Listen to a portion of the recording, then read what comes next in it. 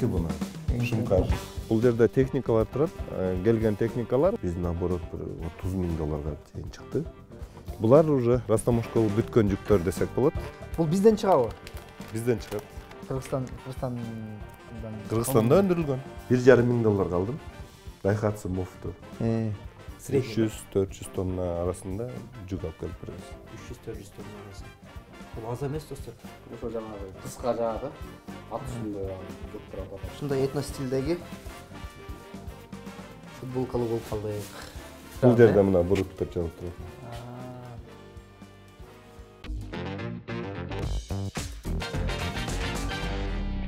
Assalamu alaikum достор. Барыз билгендей эле мен Турцияда 7 жыл жашагам. Ал жерде ошол 5 жыл окуу, 2 жылы жумуш менен. Ошол эле компанияда бүгүн биздин коногубуз Аваз байке дагы иштеген экен. Менден алды, мен ал жака учуп барганда мен 2005-те баргам, бирок иштегенин баштаганым 2010-до.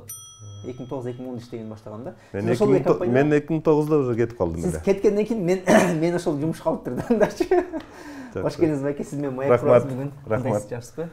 Байкай жөнүндө кыскача айтып кетейин. Биздин коногубуз ошол логистикалык компанияларда иштеп келген, азыркы учурда ошол логистикалык полного цикла группа компаниянын бир кандай десем, бир далынын жетекчиси, бир направлениясынын жетекчиси болосуз. Туура, биринчиден чакырганыңыздарга чоң рахмат. Албетте, негизи эле логистика аябай мындай кызыктуу бир тармак десек болот. Кызыктуу. Логистика бул экономиканын кан тамыры деп эсептелинет. Себеби бардык товардан баштап акыркы кардардын үйүнө, складына жеткенге чейин бул логистика. Бул жүк ташуу. Достор, ошол Куринкеев 306 деген адресте UBS группа компаниянын офиси жайгашкан экен. Ол 1, 2, 3, 4 этаждуу имаратта. Азыр кирип кандай направленияларды, кандай компаниялар болгонун ичинен бир көрүп, ошонун уландысы катары Аваз байкем да маяк кылып чыгабыз. Кеттик достор. Ичине кирип көрүп чыгайлы. Сонун жерде экен офис. Нун бардыгы ушул жерде жайгашкан. Мына бул жерде бизде группа компания дедикпи? Ошол жерде. Бул жерде işte Шумкар логистик компания, UBS Транзит, Каризма Трейд, UBS Тек Сервис, UBS Экспресс Пост.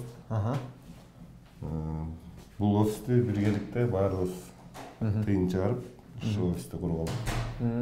Сиздики кайсы жагында? Сиз кайсы жагында? Меники буна. Шумкар логистик компания. Биздин приемный десек болот. Яска кардарлар келип күтүп отурат. UBS Транзиттики логистика тармагында алгачкы облигация чыгарылышы дейт. Киришүүлүгү жылдык 17%. Өткөндө айттымбы, айтпадымбы эсимде жок, бирок UBS Транзит биринчи логистика тармагында транспорттук компания катары биз облигация чыгарып, фондолук биржасына чыктык да. Анан облигацияларыбызды 17% пайызы менен уже сатып баштадык. Бул дагы инвестиция тартуунун бир жолу. Ыкмалардын бирөөсү. 50,000 сандагы облигация экен, ар бири 1000 сомдон турат экен. Пайыздын керешени төлөө 3 айда бир дивидендтер төлөнөт экен. Жүгүртүүнүн мөөнөтү 3 жыл. Облигация алгандан кийин 3 жылга алынат экен. 3 жылга чейин алсаңыз болот да.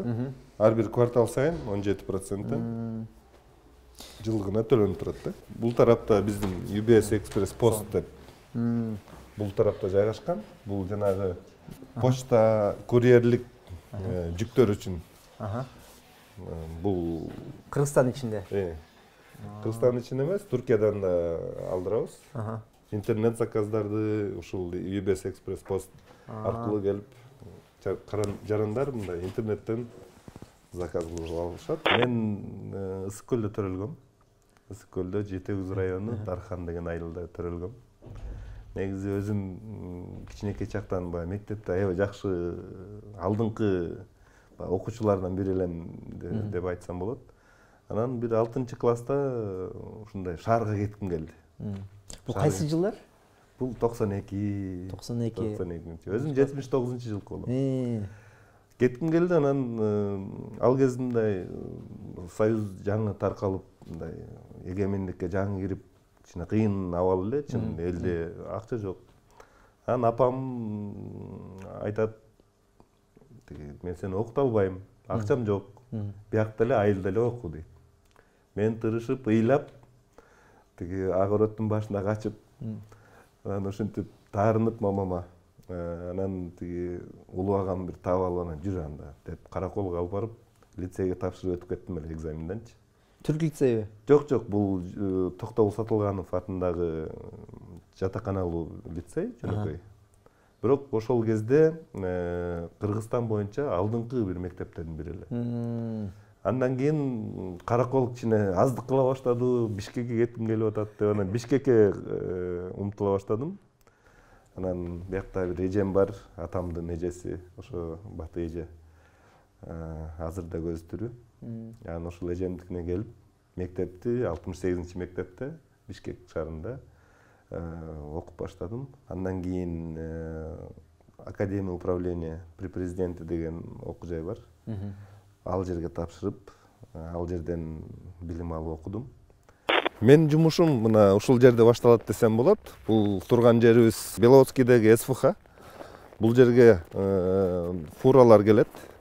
Туркиядан болсун, Европадан болсун, Туркия ушул жака келип түшөт. Бул жерде да биздин бажы кызматкерлери да отурат. Ушул жерден биздин ишибиз башталат. Декларация басабыз, жүктөрдүн контролун карашат.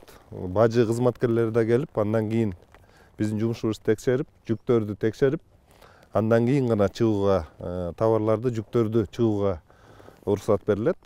Көргөнүңүздөй, мына бул жерде фуралар турат. Бул жерде техникалар турат. Бул техникалар дагы Кыргызстанга келген техникалар, булар дагы растаможкасын болуп, ушул жерден кийинки кардарларга жөнөтүлөт. Өзүңүздөр көргөнүңүздөрдөй, азыр бул жүктөрдүн бажы тариздөөсү бүттү. Булар уже растаможкалуу бүткөн жүктөр десек болот. Булардын баарын бажы кызматкерлери текшерип, чын эле ошондой декларациядагы көргөзүлгөндөй товарлар келдиби, жокпу текшерилип, бул жерде текшерилгенден кийин азыр мына жүктөр түшүп атат. Эми кайра жүктөлүп, булар кардарлардын складтарына кетет. Өзүңүздөр көргөндөй, бир фурада техника болушу мүмкүн, кийим-кече болушу мүмкүн. Ар түрдүү товарларды биз декларациялап, кардарларга жеткирүү ишин азыр улантылып жатат. Азыр болсо биздин иш бөлмөбүздө турабыз. Беловодский айылында, ошо бажы комплексинде биздин терминалдагы офисибизде турабыз. Бул жерде жүктөрдүн декларацияларын басуу менен биз алектенип жатабыз. Өзүңүздөр көргөндөй, жүктөрдү азыр декларациялап, бажы кызматкерлери текшерип, андан чыгарууга уруксат берилет. Андан кийин тиги баягы университетти бүткөндөн кийин эмне иш кылам, эмне кылам, каякта кылам деп ойлонуп жүргөндө Туркияда окуучуларды кабыл алып атыптыр магистратурага деп ушундай программа бар экен биздин билим берүү министрлиги тарабынан. Анан ошол программага кабыл болуп, аяктан да экзамен тапшырып өтүп кетип, буйруп ошо Туркияга барып окуп калдым. 1 жыл тил үйрөндүм.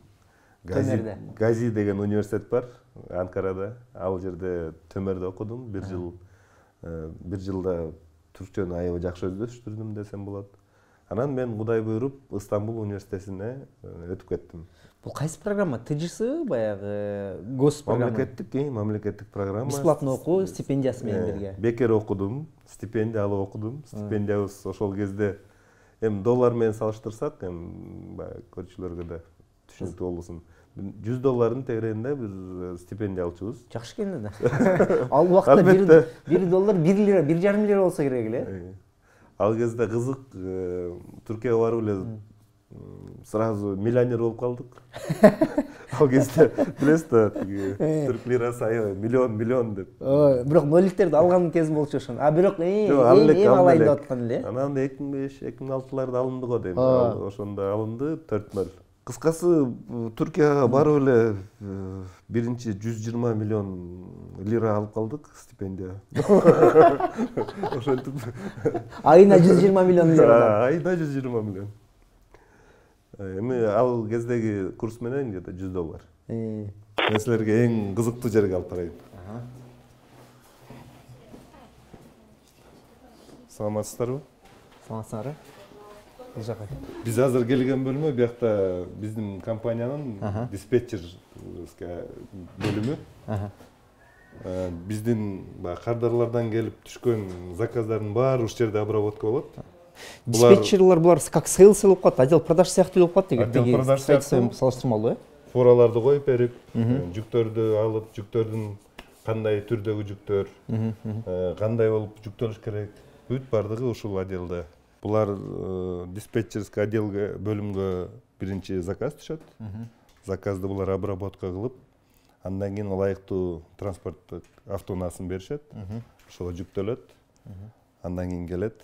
Биздин өзүбүздүн да автотранспорт унаалары бар, жүк ташыган. И алар да жетишсиз албетте. Сырттан да башка партнерлор болсо, алардын да жүк транспорттук унааларын колдонуп, бүт жүктөрдү өзүбүз ташыганга аракет кылабыз. Диспетчерлер мисалы орточо канча табышат? Диспетчерлер $50,000, $50,000 сомдон 80-100 миң. Эми ал процент мен кошулганда жараша. Эң болбоду дегенде 40-50 миң сом табышат экен.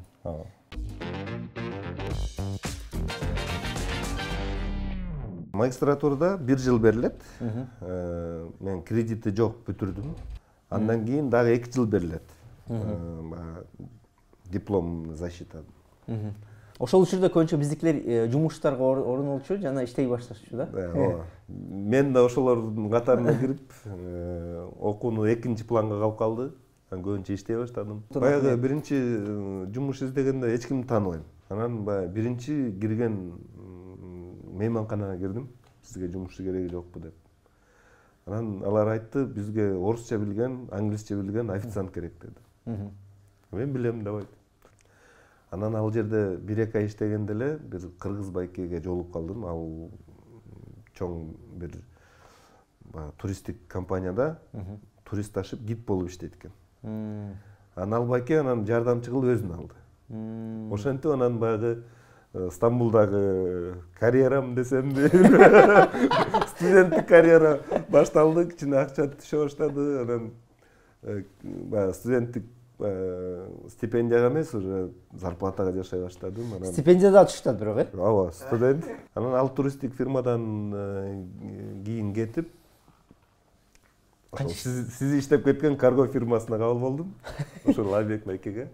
Айбек Сарыгулов байке. Сарыгулов жана Айбек Тажибаевдер. Кандайсыз, атыңыз? Мен атым Талай. Талай. Сиз ошол отдел диспетчердин башчысы болосузбу же? Жок, биздин башчысыбыз Учкун байке, мен сотрудник. Эменин отдел логистиканын бир эмеси да, бир направленияны караган диспетчер.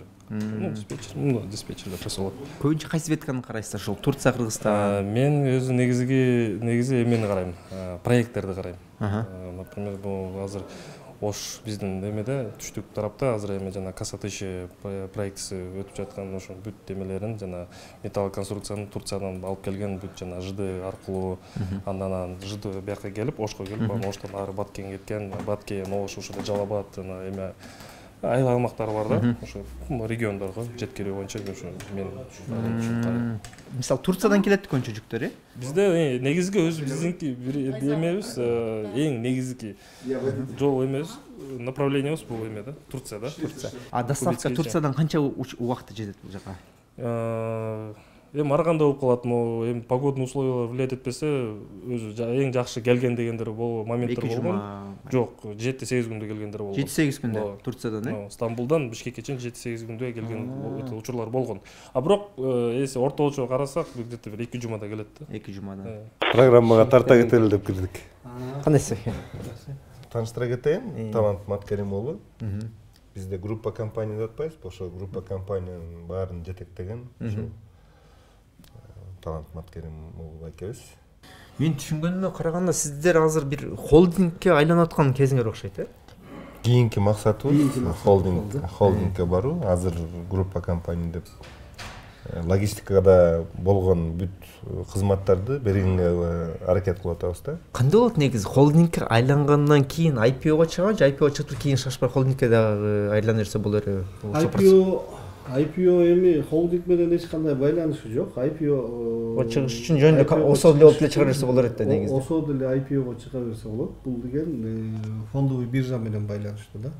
IPO'га чыгыш үчүн биринчи Кыргызстандын фондолук биржасында тажрыйба болуш керек. Андан кийин анан IPO'га чыгарда же сырткы өлкөлөрдүн ошол эле Гонконгдун же болбосо башка өлкөлөрдүн фондовый биржасында мүчө болуп, ошол жерден анан IPO'га чыкса болот.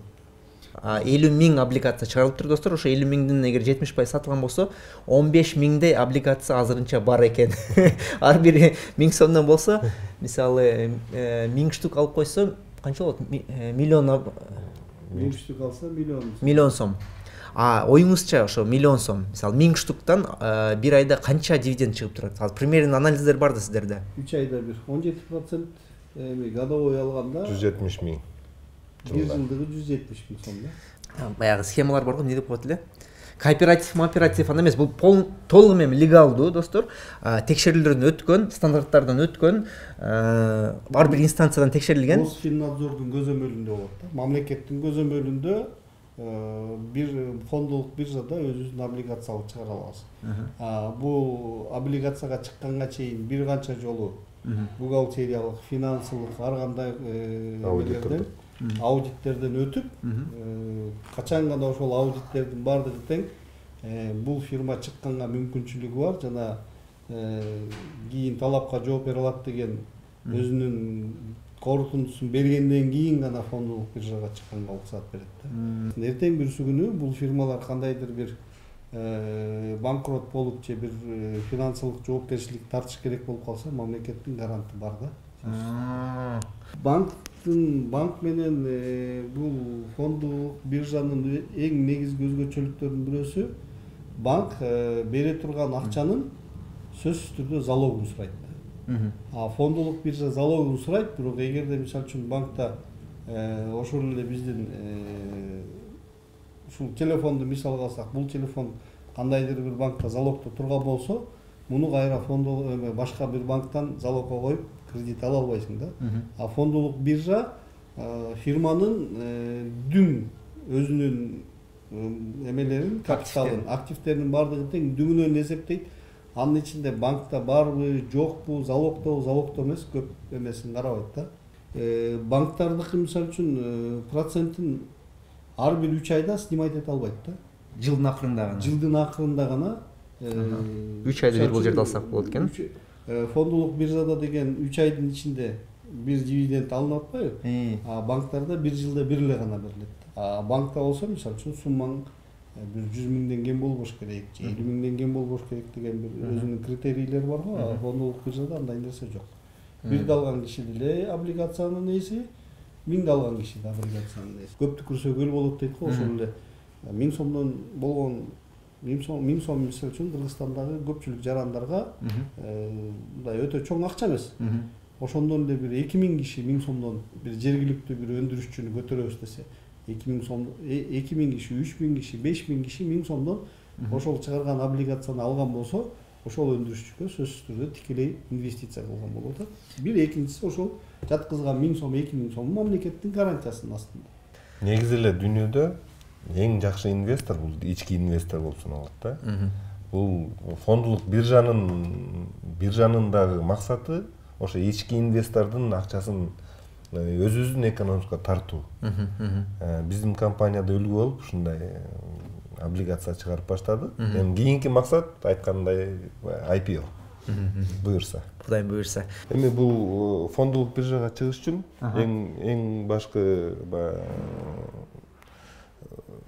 эң башкысы критерийлердин бирөөсү эл аралык көз карандысыз аудиторлук компаниялар текшерет.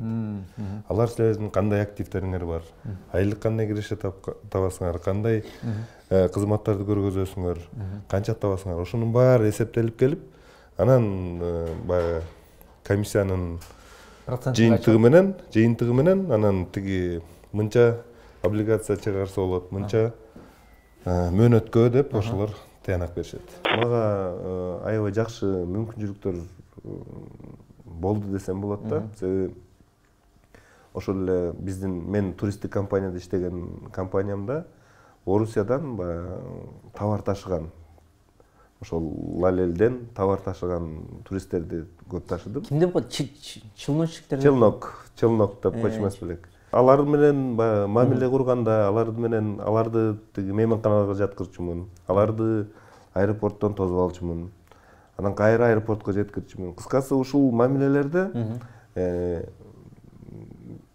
кандай товарларды ташыйт, кандай кийимдерди ташыйт, ким эмне менен алектенет, ошолорду мен көп үйрөндүм да.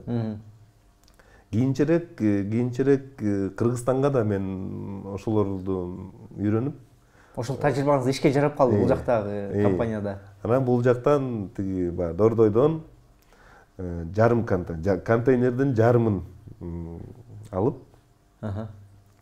биринчи эсимде зарплатамды чогултуп, анан бир 5-6 сериялы акчам жетти.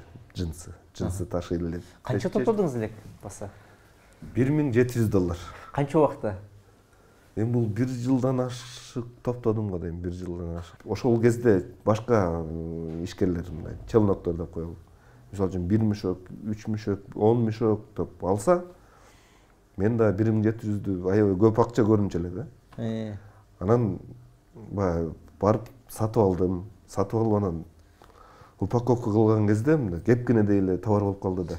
1 мешок болбой калды да. Биринчи мен аябай көп акча топтодум десем, акча топтолбоптур, көп акча топ. Биринчи уялдым. 6-7 сериялы товар келди айтканда. Анан келинчегибиз менен кеңешип, келинчегибизди Бишкекке жибердим. Барып эми иш кылалы. Ал кезде келинчегибиз экөөбүз тең студент. Үйүбүз жок Бишкекте. Бишкекке барганда бир үйгө баралы, ушу бир үй алалы деген бир аябай кыялыбыз бар эле. Анан джинсы сатабыз деп, ошо джинсы алып атпайынбы? Мен чоң деп жүргөн акчам кенедей эле бир товар болуп калды да. Анан аны жибердим Бишкекке, Бишкектен тосуп алып, анан телефондон чалып келинчегим айтып атпайбы? Элдердики дейт, ассортимент аябай көп экен. Биз да акчабызды аяп, контейнердин жарымын эле арендага алдык эле. Элдердики ассортимент көп болгон үчүн кардарлар да көп кирип, көп карайт да. Анан биздики болсо ассортимент аз, 6 эле серия, модель. 6 эле модель. Анан кичинеден соода боло баштады ошентип Дордойдо. Кичинеден өзүбүзгө кийин баягы алган товарларыбыз да көбөйө баштады. Ошентип 2-3 жыл иштегенде биз уже оборотубузду кыйла көбөйтүп алдык десек болот.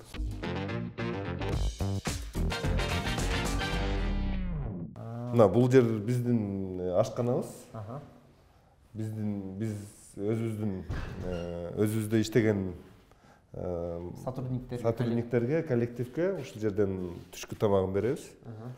Өзүңүздөй Түркияда иштеп кеттиңиз. Түркияда бул аябай белгилүү бир эме. Өзүнүн коллективин өзү тамак берет. Бул бир четинен аябай экономикалык жагынан дагы аябай жакшы нерсе. Себеби деген түштө курсак ачкан кезде бир жакка кетип убакыттан өнөмдөйт биринчиден, экинчиден компаниянын да өзү тамактандырып, коллективде дагы мындай ток болсо эме болот да, жеримдүү болот, эффективдүү болот. Ошон үчүн бактылуураак болот. Ушул жерде тамагын беребиз деген.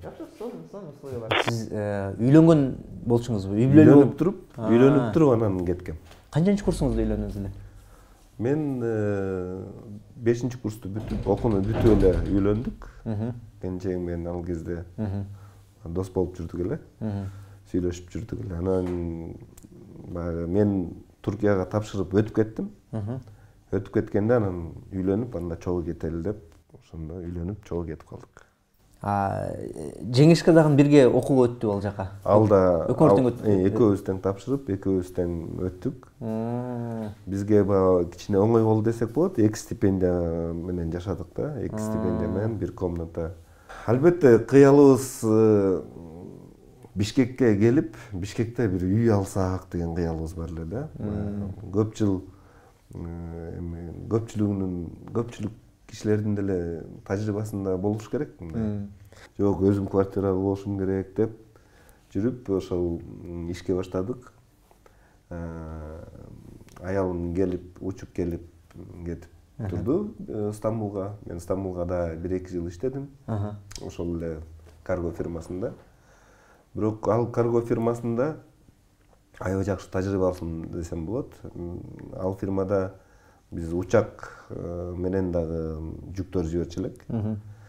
Учак менен кандай документация? Авиаперевозки. Учак менен кандай документтер даярдалат? Кантип экспорттолот? Андан кийин бизде тыр деп коючу элек, тиги фура менен да жүк ташычу элек. Кийин фура жагына да өттүм. Фура жагында да көп иштедим. Анда дагы документация менен көп иштеп калдым. Ошон үчүн аяктан жакшы көп тажрыйба топтодум десем болот да. Келинчегим болсо ошол эле учурда параллельно ушу бизнес кылып баштады. Кийин Дордойдо иш мурда абдан чынында жакшы эле. Кийин биздин оборот бир $30,000 чейин чыкты. Канча убакыт? Айлык оборот 1 жылдан кийин. 1 жылда. $1,700 баштадыңар, 1 жылда $30,000 чыгардыңар оборотто. Себеби Түркияда иштеген биз алган компания, джинсы чыгарган компания бизге ишеним көргөзүп, кийин кредитке да товар берип баштады да. Ошол себептен биз кичине оборотубузду көбөйтүп алып да. Ушундай шанс болду. Баягындай подреализация деп коюп, подреализация алып, анан тиги акчасын улам берип, ошентип биз ассортиментибизди андай көбөйтүп алдык. Анан көптөн күткөн кыялыбызды 2009-жылы аткарып квартира алдыңар. 2 бөлмөлүк квартирага жеттик. Акыры. Бул жер Каризма Трейд деген компания. Мындай сыяктуу, мындай влажный салфетки. Бул бизден чыгабы? Бизден чыгат.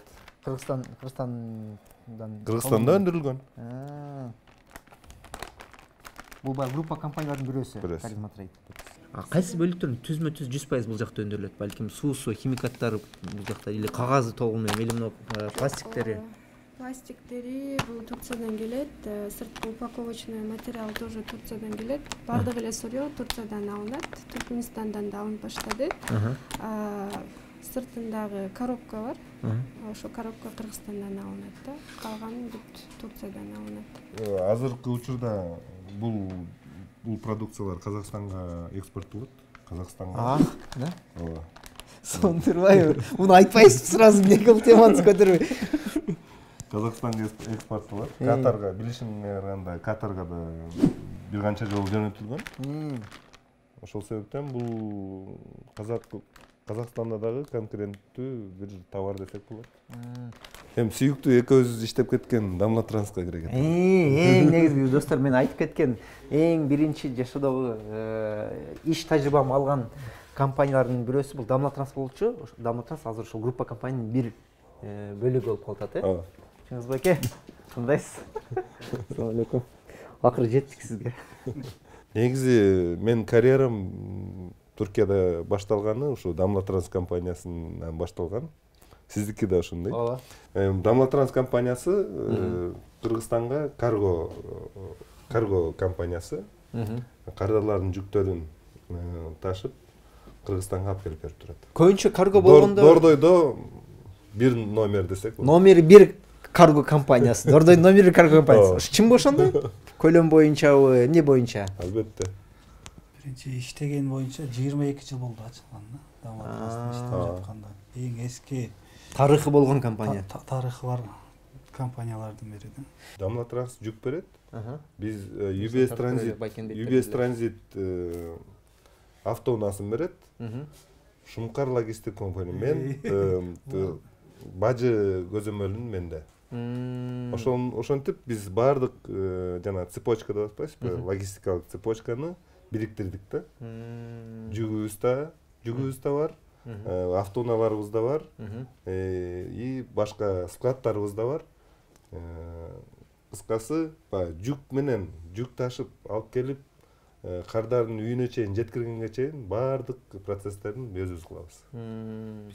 Негизи кардарлар менен тыгыз байланыштуу болсо, Дордойдогу шаардагы Именно Damla Transtын функциясы көбүнчө кардарлар менен түзмө-түз сүйлөшүп, бирден топтомой да кишилер топтоп. Жүктү дагы, акчаны да. Бар UBS менен ана Шумкар биякта чогуу кызматташабыз. Ошо UBS жана Шумкарга акчалардын баары жана жүктөрдүн баары силер топтоп берет экенсиздер да. Чын айтканда. Кандай көлөм болуп атат айына? Жана сезондо, не сезондо бир айтып койсок болот экен. Канча бул секрет. Канча тонн жүк алып келип бересиздер Кыргызстанга? Канча? 300-400 тонна арасында. 300-400 тонна арасында бир айда. Бир айда жүк алып келатасыздар, э? Баары биригип ушул группа компания 300 тонна жүк Кыргызстанга алып келатасыздар. 300-400 тонна арасында жүк алып келип беребиз. 300-400 тонна арасы. Бул аз эмес достор. Бунун ичине кийим-кече да, текстиль да кийим-кече берет, оборудование, станоктор, кыскасы квартиралык үйүм бар, эми Бишкекке көчөлү деп аябай талкуу башталды. Анан бирок ошол эле учурда мен Стамбулда да мындай жакшы айлыкка жетиштим эле. Канча эле эгер сыр болбосо? Ошондо эсимде $350 баштагам. Регистрация кылып баштагам. 2005-те баштаганыңызда? 2005-те баштаганда ошондо $350 алчу элем. Кийин көтөрүлүп отуруп, анан $1000 чыкты. 2009-жылы. 2009-жылга 2008-дерде уже мен $1000 алып иштечү элем. Ошентип жашообуз аябай жакшы болду. Мындай жакшы кишилерге, жакшы компания туш келип, өзүмө мындай жакшы тажрыйба топтоп алдым десем болот. Анан биз коллегаларыбыз менен ошол эле кичинекей Айбек деп тааныштырып кетпедизби? Аны менен аябай жакшы мамиле. Башка эле негизи эле коллегалар менен аябай жакшы мамиледе, аябай ынтымактуу мындай коллектив эле. Анан ошентип 2009-да Бишкекке көчүп келдик.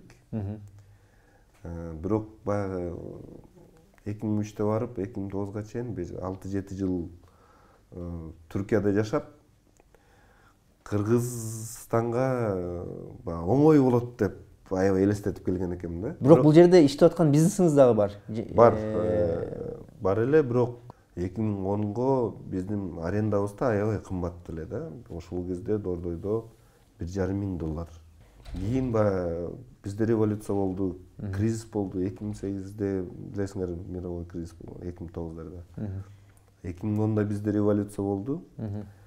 Анан аренданы чынын айтканда тарта албай баштадык. 2010-дун аягы менен ал контейнерди жапканга аргасыз болдук. Болуп, анан кичине ишсиз калдым. Анан ошол убакта аябай кыйын убакыттарым болду да. Эсимде квартирабыз бар, бирок баары эле бар, анан иш жок. Иш табылбайт Бишкекте. Стамбулда билесиз да, иш оңой табылчу эле да. Тыйын чогултуп, өзүңдүн карызыңды берейин деп, өзүңдөн экономдоп, эсимде үйдө 2 айдай эт ала албай жашап калдым да бир жылдар. Анан ушундай кыйынчылыкка туш келдим. Машинамды саттым, анан эмелерди, карыздарды бүтүрөлү депчи. Кандай машина эле сиздики? Меники Lexus болчу. Lexus мындай купе машина эле. Келгенде Кореядан бир досум алып келип калыптыр. Ошондон бир рассрочка алдым эле. Биринчи машинам. Купе двухместный? Двухместный. Аны аркада кичинекей бала отурса болот эле, бирок чоң киши отуруп албайт эле да. Бирок мен үчүн аябай чоң жетишкендик эле да ошол убактачы. Объем? 4. О, эмне спортивный беле анда? Же спортивный кандай болуп калат эле бул? Премиальный? Спорт купе, Lexus Sport Coupe 400. Мурда иштеп жүргөндө мен дачный бир дача алдым эле. Ошол дачаны саттым. Анан Канча алдыңыз, канча саттыңыз? мен ошол дачаны $6000 ушундай эле алгам. Бишкектин эле тегерегинде. Ал кезде арзан эле да. Ошол дачаны саттым. Канча саттыңыз? 2011-де? 2011-де. Ошо кыйналып аткан учурда. Саттым. Сатып $12,000 чогулду. 9,000 тегереги саттым окшойт. Ошол кезде Южный магистраль ачылып калды эле. Ошо Южный магистраль көчөсү ачылганда жакта баалар өсүп кетти да. Ошондо тиги бир 9-10 тегерегинде саттым окшойт. Анан өзүмдүн дагы бир $12,000 да чогулду. Андан кийин $8,000 жакын дагы карызга алдым. Анан ошол машина бизнесине кирейин деп чечип, анан кийин машина менен иштей баштадым. Ал кезде билесиз да, тиги машина алып келип саткан бир мода болгон. Ошол жылдары.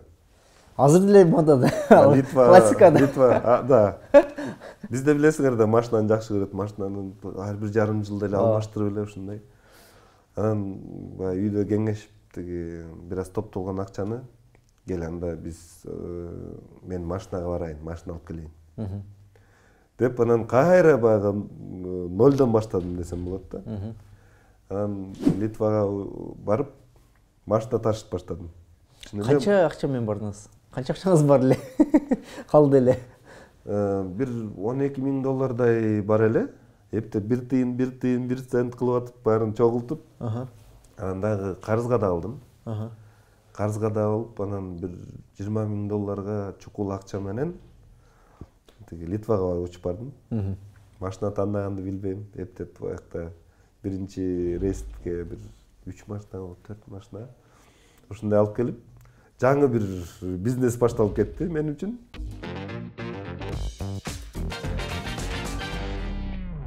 Достор, Чолпонбек Сарыгулов биздин Айбек байкенин негиздөөчүсүнүн, ошол компаниянын негиздөөчүсүнүн бир тууган иниси, жана өзүнүн проекти мына этно стилдеги бул жакта эмнелер болот? Буюмдар, ожерельялар, дизайн. Бизде жана эме бар, мисалы интерьер, экстерьердин эмеси, дизайны. Кандай чакырыкча шөкөттөө деп коебу.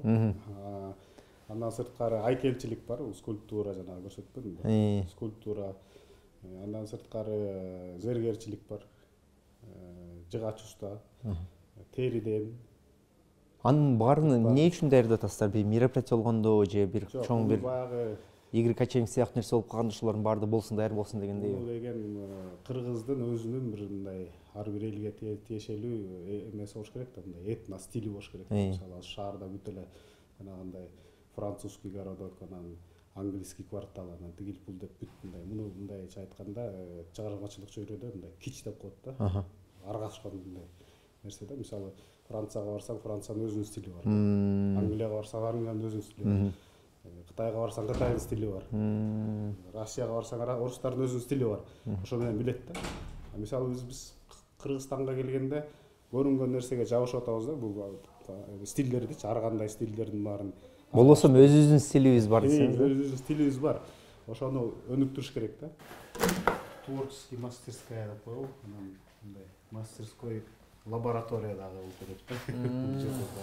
Но пластилинден окшойт, э? Бул пластилинден бул эмелер да, формалар жасалат. Андан кийин отливка. Бул жанагы жаанын жебесин сала турган коломсок деп коет, окчонтой, орусчасы калчан деп коет. Ошонун баягы модели да. Негизинде жасалат да. Ичинде бул мынанчадан болот да, ичинде жаа бар. Ачылабы? Ичине салынат. Жаа салынат да. Бул макет гана. Жебелер, бул макети да. Бул болсо ошо жанагы жааны сала турган мындай кейс сыяктуу эме да. Эмеден болот, териден, кожадан. Жаанын сумкасы. Сумкасы, ошонун макети да. Ошо болот.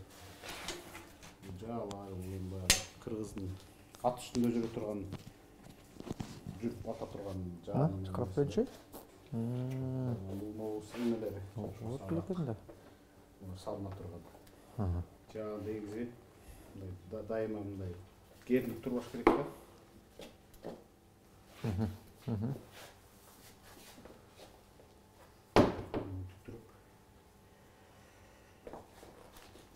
Арт жагынан ушинтип тагылабы, арт жагынан.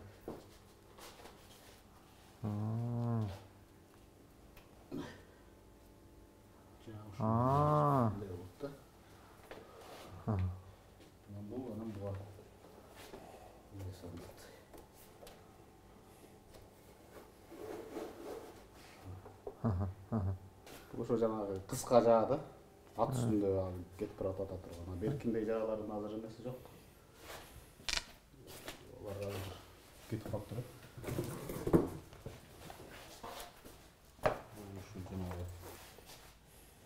Ушуга азыркы баягы современный ушуну жасашкан экен. Жана жаа федерациясында. Bunun içine mi salınat? Ошо Октору. Жаадан башка дагы бул салмоор деп коет. Таш менен Таш ыргыта турган жанагы праща. Орусчасы праща деп коет го. Давид менен Голиафтын согуу эмесинде ушундай праща менен Давид айлантып турган алыстан тиги Голиафты чекеге таш менен уруп турган кайра барып башын кезип атпайбы? Ошол кыргызда да ошол Салмоор деп угуп жүрөсүң. Салмоорбек деген кыргыздын аттары бар да, Салмоорбек деген. Негизи ошо бул Салмоор ушунда кыргыздын илгерки куралда. КТРдин астында коюлган жана көрсөтпөдүм да. КТРдин астына коюлган бул куткармаган бала деп айтылат. Бул эстеликтин аты. Жана КТРде революция болгон сайын эле КТРди барып басып алышпадыбы? Ошондон кийин ошо суранышып ошо бул ушу жанагы кубокторго жасалган.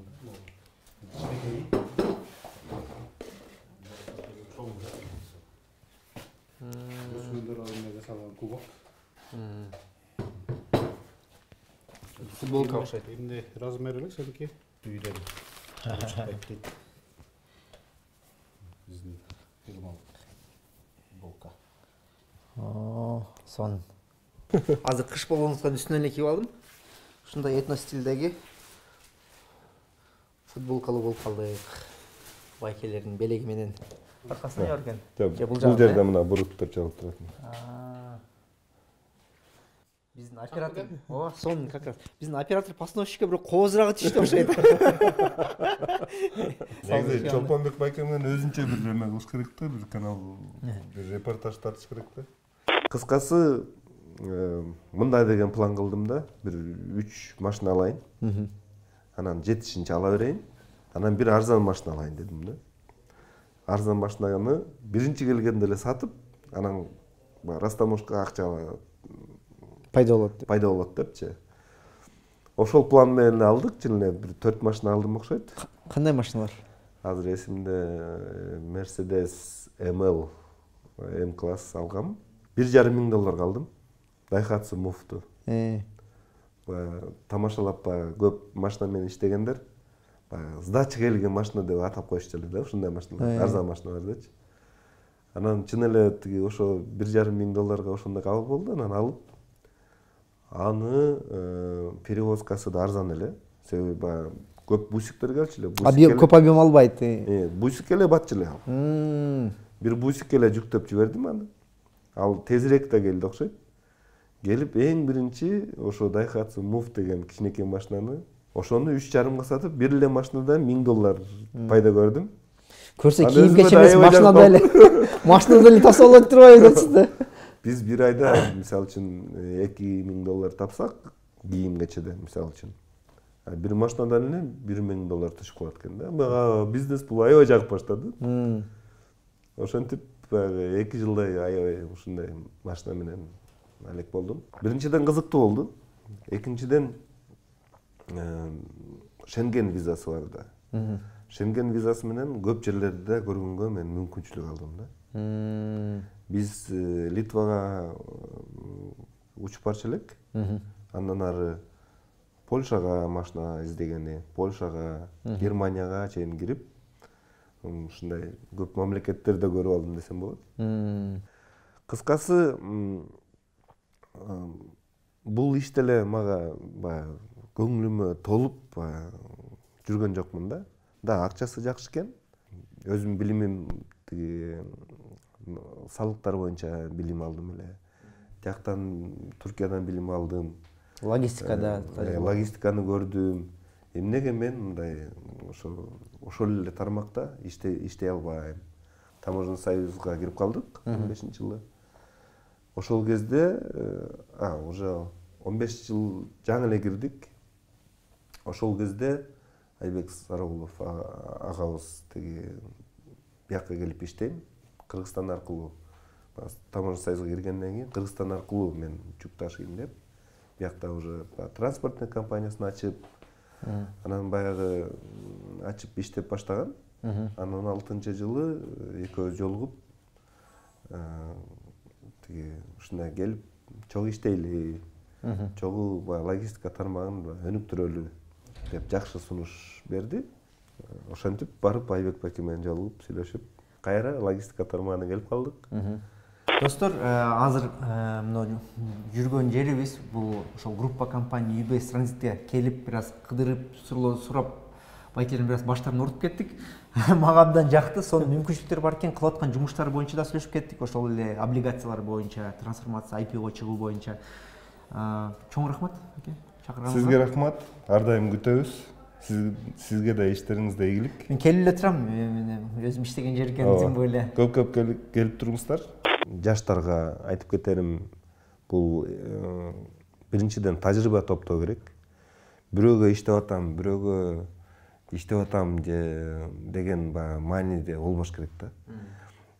Эң биринчиден мен жаратмандык кылып атам, мен деген жакшы иш кылып атам, мен деген тажрыйба алып атам деп иштеш керек. Кийин тажрыйба сизге иштейт. Бирдемке ишти кылып атканда коркпош керек. Риск өзүңө алышың керек. Ошондо гана сенин ишиң жакшы болот. Ошондо гана ийгиликтүү болосуң. Эч качан акча табам деп биринчи максат койбош керек экен. Эгер акча табам десең, анда ишиң болбой калышы мүмкүн экен да. Мен бул коомдо жакшы бир ийгиликке жетем. Коомго мен мындай пайдалуу болом десең, ошентип ишти баштасаң, акчасы кийин дагы өзү келет. Келгениңизге, майк куруп бергениңизге, убактыңызды бөлгөнүңүзгө рахмат. Чоң рахмат, сизге да аябай жакшы, пайдалуу майк болду деп ойлойм.